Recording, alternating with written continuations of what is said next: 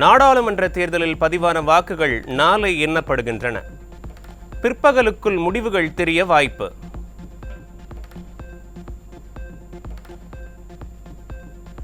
சென்னையில் 3 இடங்களில் வாக்குகள் எண்ணப்படுகின்றன. வாக்கு எண்ணும் மையங்களை சுற்றி பலத்த பாதுகாப்பு.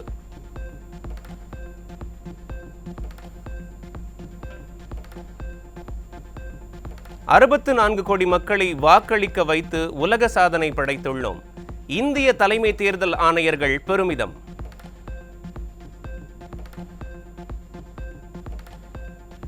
சேலம் முத்துமலை முருகன் கோவிலில் அதிமுக பொதுச் செயலாளர் சாமி தரிசனம்.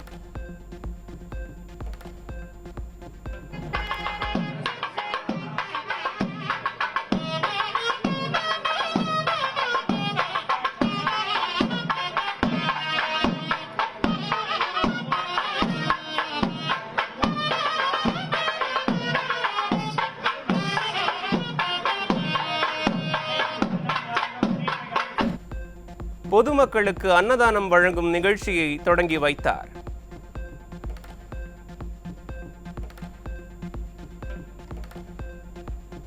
முன்னாள் அமைச்சரும் அதிமுக தலைமை நிலைய செயலாளருமான SP வேலுமணி தலைமையில் கோவையில் பூத் முகவர்களுக்கான ஆலோசனை கூட்டம். வாக்கு எண்ணும் பணியில் பங்கேற்கும் பூத் முகவர்களுக்கு வழிகாட்டுதல்களை வழங்கி அறிவுரை.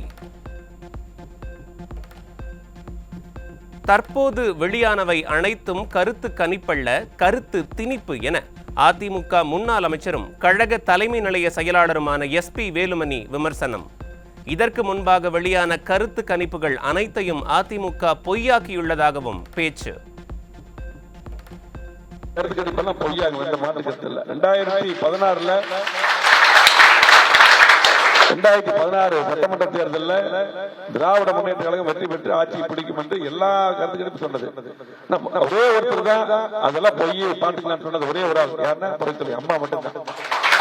நம்ம தொகுதி மட்டுமல்ல, பொள்ளாச்சி நாடாளுமன்றம் மட்டுமல்ல, கோவை நாடாளுமன்றம், திருப்பூர், ஈரோடு, அதே போல பாத்தீங்கன்னா நீலகிரி எல்லாமே நான் பார்த்து நல்லா இருந்தேன். தமிழ்நாடுக்குள்ளும் நம்முடைய பணி அதிமுக சிறப்பாக நடந்தாங்க.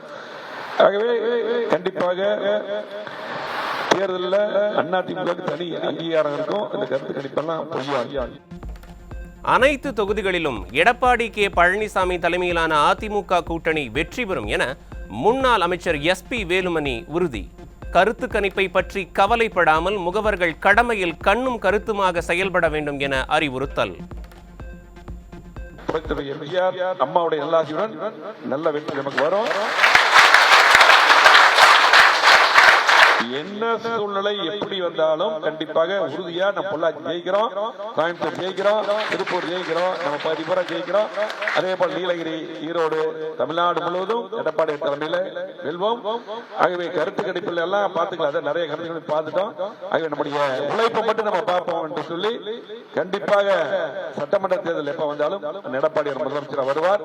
கண்டிப்பாக 200 தொகுதிகள் வெற்றி பெற்று அம்மாவுடைய. பழனி அருகே அரசு பேருந்தின் முன்பக்க டயர் கழன்று ஓடியதால் பரபரப்பு. ஓட்டுநரின் சாமர்த்தியத்தால் உயிர் தப்பிய 30 பயணிகள். முன்னாடி டயர் ஓடுது பாரு. ஆமா, டயர் பிச்சிட்டு போகுது. ஐயோ, அது ஏன் டயர்ல இருக்க டயர் பிச்சிட்டு போகுதுயா. வண்டின்னு பாட்டு போல. கொஞ்சம் பொறுமையா இரு. எப்படியா பொறுமையா இருக்க முடியும்? இப்ப பொறுமையா இருக்க முடியுமா? என்ன பத்தி தகரடப்பா பேருந்துகளை இயக்கி பயணிகள் உயிரோடு விளையாடும் விடியா திமுக அரசு. எந்த நேரத்தில் என்ன நடக்குமோ என்ற அச்சத்தில் உயிரை கையில் பிடித்துக் கொண்டு அரசு பேருந்தில் பயணிக்கும் அவலம்.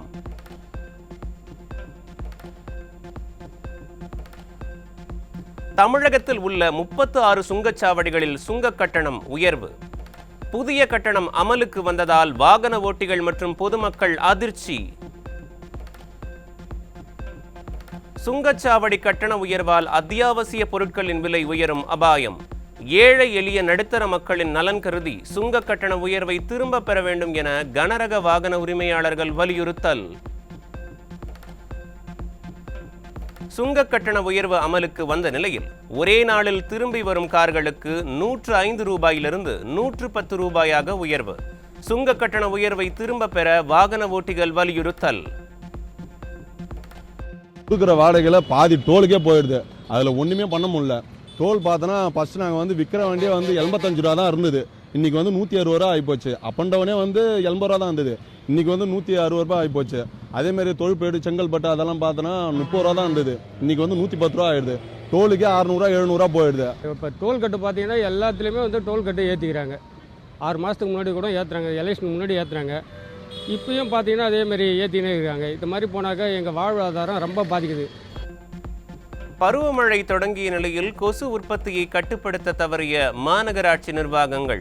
டெங்கு, ஜிகா வைரஸால் மக்கள் பாதிக்கப்படும் முன்பு நடவடிக்கை எடுக்குமா விடியா அரசு?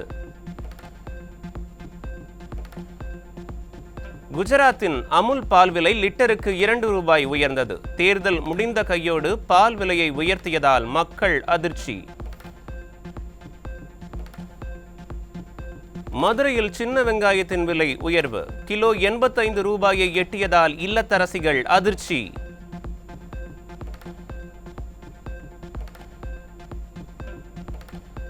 சென்னை பெரியமேடு, வேப்பேரி, எழும்பூர் உள்ளிட்ட பகுதிகளில் மழை பெய்ததால் மக்கள் மகிழ்ச்சி. ஒரு வாரம் கோடை வெயில் சுட்டெரித்த நிலையில் திடீரென பெய்த மழையால் நிம்மதி.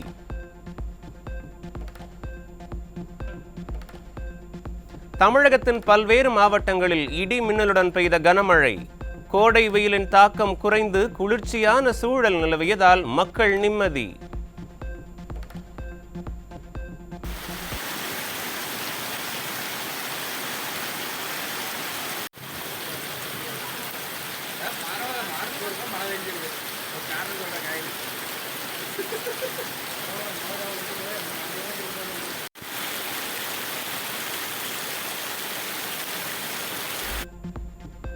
தமிழகத்தின் பல்வேறு பகுதிகளில் சூறாவளி காற்றுடன் பெய்த கனமழையால் வாழை உள்ளிட்ட மரங்கள் முறிந்து சேதம். மின் கம்பங்கள் சாய்ந்து விழுந்ததால் மின்வெட்டு ஏற்பட்டு மக்கள் அவதி. தமிழகத்தின் பல்வேறு பகுதிகளில் மழை பெய்த போதிலும் 4 இடங்களில் சதமடித்த வெயில். அதிகபட்சமாக ஈரோட்டில் 103.28 டிகிரி ஃபாரன்ஹீட் பதிவானதால் மக்கள் அவதி.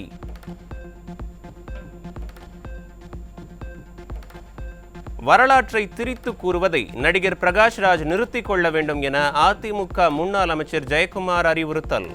69% இடஒதுக்கீடு தமிழ்நாட்டில் இருப்பதற்கு கருணாநிதிதான் காரணம் என பேசியிருப்பது நகைப்பை ஏற்படுத்துவதாக ட்வீட். இலவச வேட்டி சேலை உற்பத்திக்கு அரசாணையை உடனடியாக வெளியிட்டு உற்பத்தியை தொடங்க உத்தரவிட வேண்டும். விடியா திமுக அரசுக்கு விசைத்தறியாளர்கள் கோரிக்கை.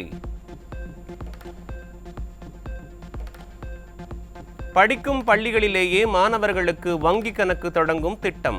தலைமை ஆசிரியர்கள் தலைமையில் கூடுதல் பணி சுமையை ஏற்றிய கல்வித்துறை. தஞ்சையில் காற்றுடன் பெய்த கனமழை காரணத்தால் அறுவடைக்கு தயாராக இருந்த நெற்பயிர்கள் சாய்ந்ததால் விவசாயிகள் கவலை. சேதமடைந்த நெற்பயிர்களை ஆய்வு செய்து உரிய இழப்பீடு வழங்க விவசாயிகள் வலியுறுத்தல். திருச்செந்தூரில் திடீரென கடல் சீற்றம் ஏற்பட்டதால் புனித நீராடிய 10க்கும் மேற்பட்ட பக்தர்களுக்கு காலில் எலும்பு முறிவு. விடியா திமுக அரசின் கோவில் நிர்வாகம் பாதுகாப்புகளை முறையாக செய்யவில்லை என பக்தர்கள் குற்றச்சாட்டு. சிதம்பரம் அருகே தந்தையை வெட்டி கொலை செய்த மகன்.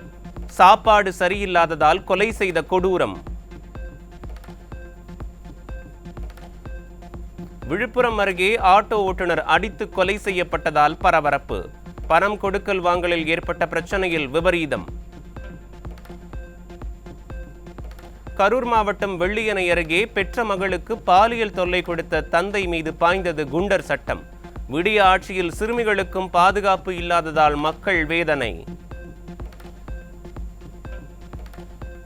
ஐஸ்லாந்து நாட்டின் புதிய அதிபரானார் பெண் தொழிலதிபர் ஹல்லா தோமஸ் டோட்டிர். 55 வயதான தோமஸ் டோட்டிர் 34.3% வாக்குகள் பெற்று அதிபரானார்.